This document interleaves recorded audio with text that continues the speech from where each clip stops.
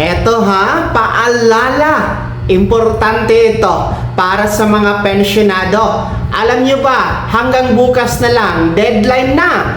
Araw bukas ng Biyernes, May 29, 2026, dapat magawa nyo ito para pensyon na hindi maputol. Mamaya-maya tatalakayan natin. Hello mga ka-vlogs! Welcome sa aking YouTube channel at welcome din po sa ating official Facebook page. Well, eto, mahalagang paalala para sa ating mga pensyonado.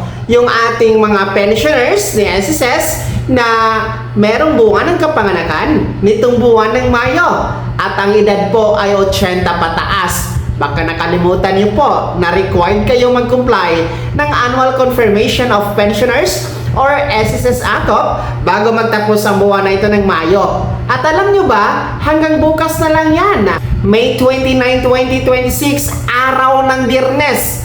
Deadline na po bukas para inyong magawa, makomply ang inyong ACOP. Bakit bukas?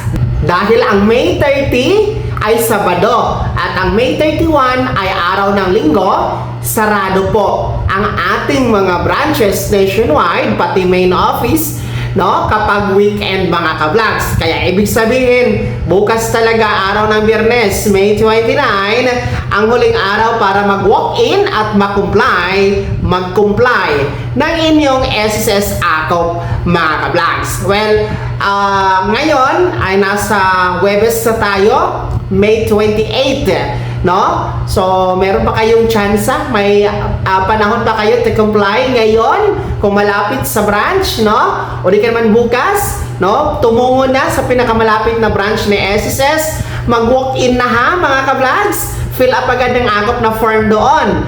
O di ka naman po, makisuyo kayo sa inyong mga authorized representative. Kung hindi nyo po kayang pumunta sa branch ni SSS, no, especially sa ating mga bedridden na mga pensionado, no, provide lamang po kayo ng authorization letter, yung SSS ID or unit ng pensionado, tapos dapat merong valid ID na isa, yung authorized representative. So mag-walk-in na hanggang bukas na lang yan, ha? O di kayo naman po mag-video conference, no, online lamang ito.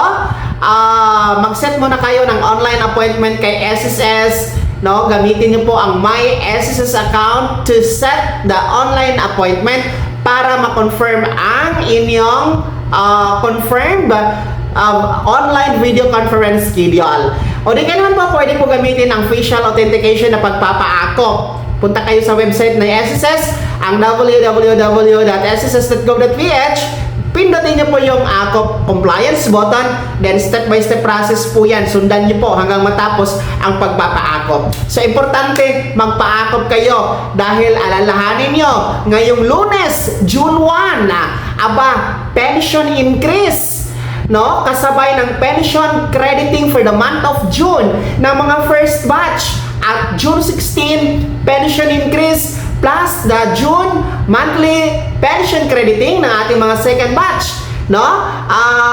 Baka kasi wala kayong matanggap kasi nga puputulin ni SSS ang pensyon kapag hindi na-comply ang ACOP during the birth month ng mga pensionado na 80 years old pataas. Ganyan po kahalaga ang pagpapa-ACOP.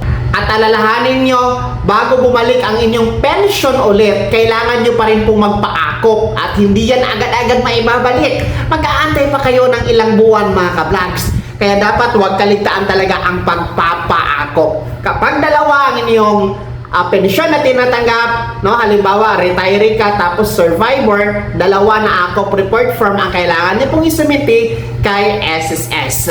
So mga retiree pensioners, total disability survivor pensioners ka man, kailangan magpa-ACOP, no? Nasa Pilipinas ka man o nasa abroad, basta 80 years old pataas during your birth month, gaya nito, buwan ng Mayo, mga ka-vlog. So please comply your ACOP, hanggang bukas na lang yan, May 29, 2026, para tuloy-tuloy ang pagtanggap ng buwan ng pensyon. Kaya ha, sino sa inyo dito mga ka-vlogs ang tapos na nag-comply ng ACOP at sino sa inyo ang hindi pa tapos ang pagpapa-ACOP? Ibahagi niyo po sa comment section na nasa baba. Maraming salamat. God bless. Mag-ingat mga ka-vlogs.